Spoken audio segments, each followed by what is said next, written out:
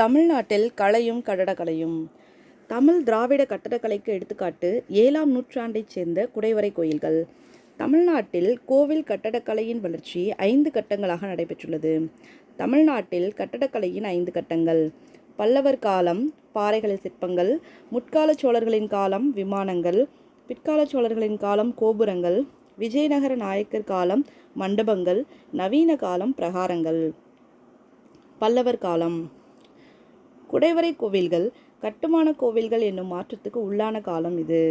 குடைவரை கோவில்கள் முதலில் ஒரு மலையின் பாறை பரப்பிலிருந்து தேவைப்படும் வடிவத்தில் ஒரு பகுதி வெட்டியெடுக்கப்பட்டும் செதுக்கப்பட்டும் தனியொரு பாறையாக ஆக்கப்படும்.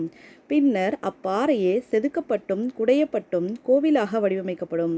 குடைவரை கட்டடக்கலைக்கு முன்னோடியாக திகழ்ந்தவர் பல்லவ அரசர் மகேந்திரவர்மன். முதல் குடைவரை கோவில் மண்டகப்பட்டு குடைவரை கோவில் ஆகும். குடைவரை கோவில்கள் அனைத்திலும் பின்புற சுவற்றில் செதுக்கப்பட்டுள்ள ஒரு கருவறை, ஒரு முன்னோக்கிய மண்டபம், மண்டபத்தின் இரு பக்கங்களிலும் துவாரபாலகர்கள் ஆகியவை உள்ளன. துவாரபாலகர் என்பது வாயிற்காப்போர். கிபி 700க்கு பின் பெரிய வடிவிலான கட்டுமான கோவில்கள் கட்டப்பட்டன. சிற்பிகள் தங்கள் திறமைகள் அனைத்தையும் பயன்படுத்தி கல்லிலே கலைவண்ணம் காண கட்டுமான கோவில்கள் அதிக வாய்ப்பினை கொடுத்தன. கட்டுமான கோவில்கள் ஒரே பாறையில் அமைக்கும் பழைய முறைப்படி இல்லாமல் பாறை பாலங்களை கொண்டு கட்டப்பட்டன. கடற்கரை கோவில்கள். கடற்கரை கோவில்கள் 7 கோவில்கள் எனவும் அழைக்கப்படும். மகாபலிபுரத்தில் அமைந்துள்ள கடற்கரை கோவில்கள் பல்லவ அரசர் 2ஆம் நரசிம்மவர்மனால் எழுப்பப்பட்டவையாகும். இது தென்னிந்தியாவின் மிக பழமையான கட்டுமான கோவில்களாகும்.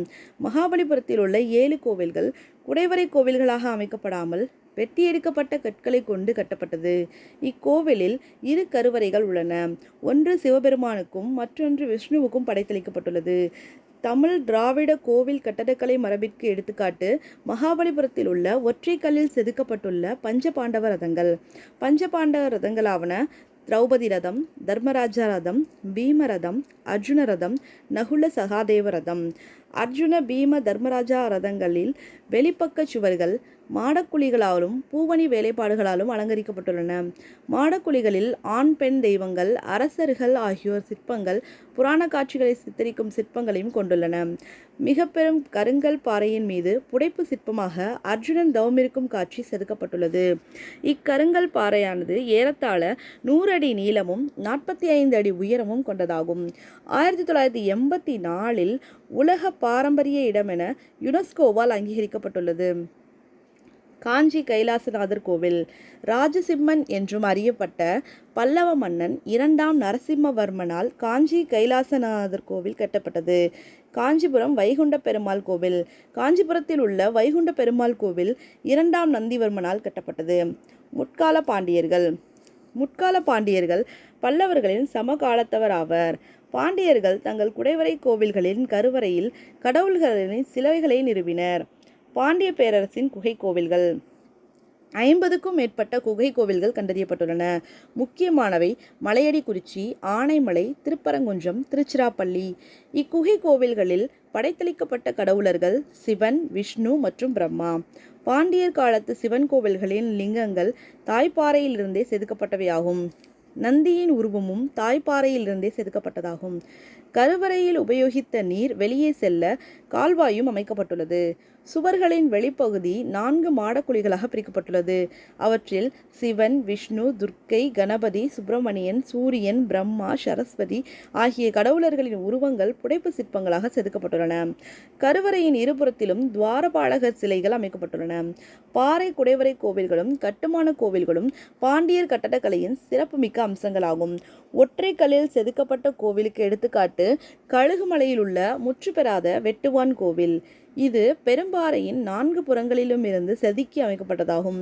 கோவிலின் உச்சியில் உமா மகேஸ்வரர், தட்சிணாமூர்த்தி, விஷ்ணு, பிரம்மா ஆகியோரின் சிற்பங்கள் உள்ளன. பாண்டியர்களின் கட்டடக்கலை பாணியை பறைசாற்றும் எடுத்துக்காட்டு மதுரை மீனாட்சி அம்மன் கோவில், திருநெல்வேலி நெல்லையப்பர் கோவில். சிற்பங்கள். கட்டுமான கோவில்களின் கருவறை சுவர்களில் கட்டுமான வேலைப்பாடுகள் காணப்படவில்லை.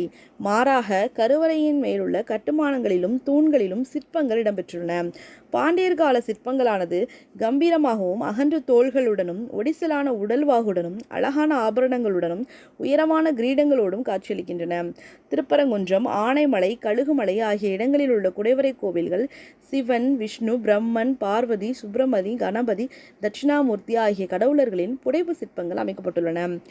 முற்கால பாண்டியர் காலத்தை சேர்ந்த சிலைகள் தற்போது மதுரை திருமலை நாயக்கர் அருங்காட்சியகத்தில் காட்சிப்படுத்தப்பட்டுள்ளது. ஓவியங்கள்.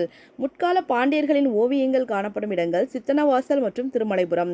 சித்தன்னவாசல் இது புதுக்கோட்டையிலிருந்து 15 கிலோமீட்டர் தொலைவில் அமைந்துள்ளது.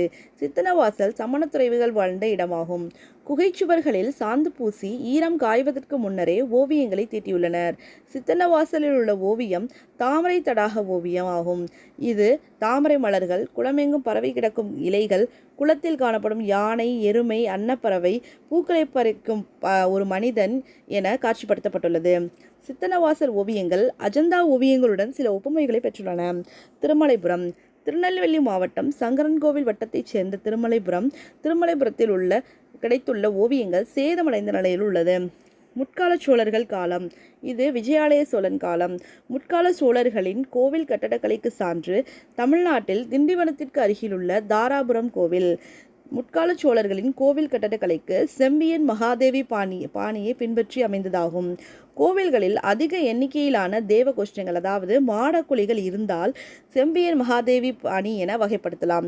செம்பியன் மகாதேவியால் மறுவடிவாக்கம் செய்யப்பட்ட முற்கால கோவில்களுக்கு எடுத்துக்காட்டு திருப்புரம்பியம் கோவில். பிற்கால சோழர்கள் காலம்.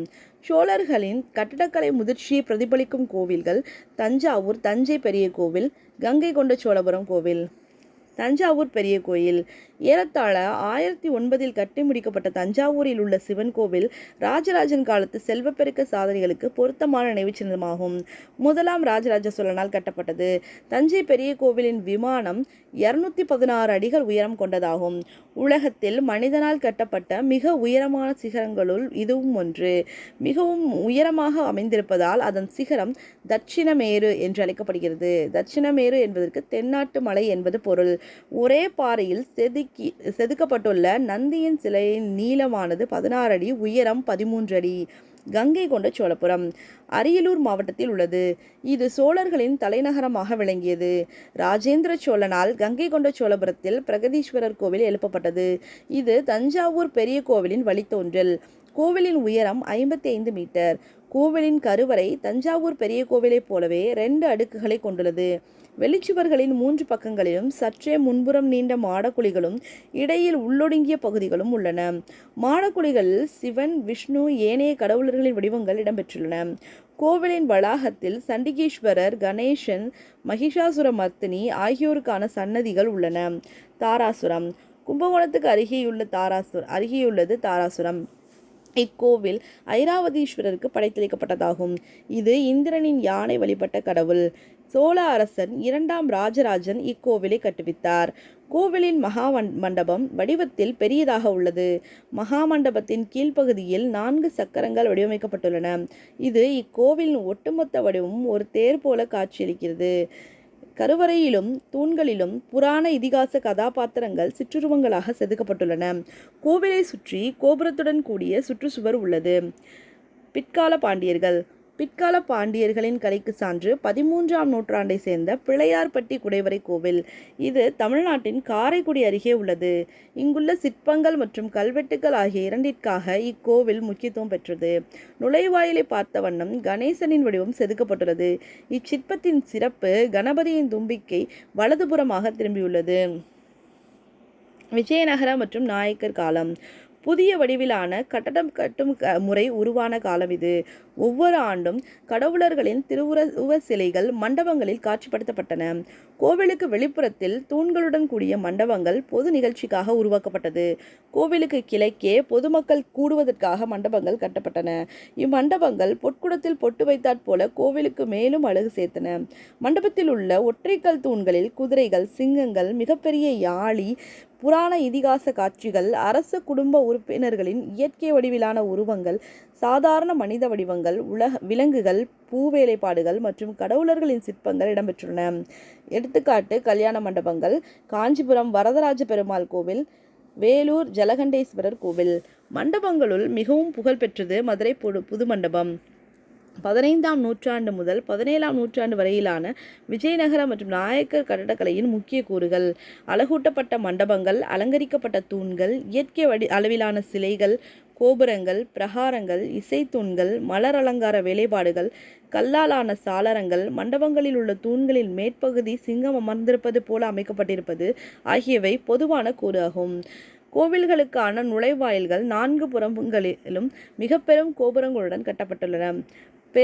பெரிய வடிவிலான புடைப்புச் சிற்பங்களை அமைக்கும் முறை அதிகரித்ததற்கு எடுத்துக்காட்டு திருநெல்வேலி மாவட்டம் திருக்குறுங்குடி அழகிய நம்பி கோவில், திருவரங்கம் ரங்கநாதர் கோவில் வளாகத்தில் அமைந்துள்ள கோபாலகிருஷ்ண கோவில், ஆழ்வார் திருநகரி ஆதிநாதர் கோவில் உள்ள தெற்கு விழா மண்டபம், திருநெல்வேலி நெல்லையப்பர் கோவிலில் மேற்கூரையுடன் அமைந்துள்ள புதுமுகு மண்டபம், மதுரை மீனாட்சி சுந்தரேஸ்வரர் கோவிலில் அமைந்துள்ள ஆயிரங்கால் மண்டபமும் புது மண்டபமும், திருக்குறுங்குடி மற்றும் நாங்குநேரி வானமாமலை கோவில் ஆகியவற்றில் உள்ள ரதி மண்டபம், கண்ணையும் கருத்தையும் கவரும் கலைப்படைப்புகள், வேலூர் ஜலகண்டேஸ்வரர் கோவில், திண்டுக்கல் அருகே தாடிக்கொம்பில் அமைந்துள்ள கோவில்கள், திருநெல்வேலிக்கு அருகே கிருஷ்ணாபுரத்தில் அமைந்துள்ள கோவில், தஞ்சாவூரில் பெரிய கோவிலுக்குள் அமைந்துள்ள சுப்பிரமணிய சுவாமி கோவில்.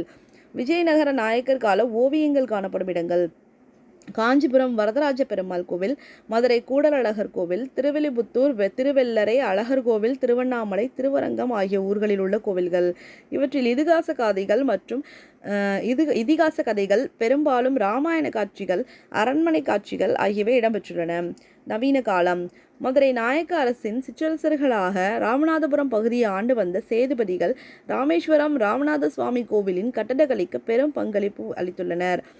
உலகிலேயே மிகவும் நீளமான கோவில் பிரகாரங்கள் உள்ள கோவில் ராமேஸ்வரம் ராமநாத சுவாமி கோவில்.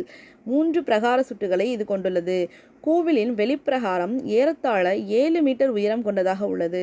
வெளிப்பிரகாரத்தின் கிழக்கு மேற்கு பிரகாரங்கள் 120 மீட்டர் நீளமும், வடக்கு தெற்கு பிரகாரங்கள் 195 மீட்டர் நீளமும் உடையதாக உள்ளன. வெளிப்பிரகாரத்தை தாங்கி நிற்கும் தூண்கள் 1200க்கும் மேற்பட்டவை. 3 பிரகாரங்களில் உட்புறம் அமைந்துள்ள பிரகாரமே மிகவும் பழமையானது.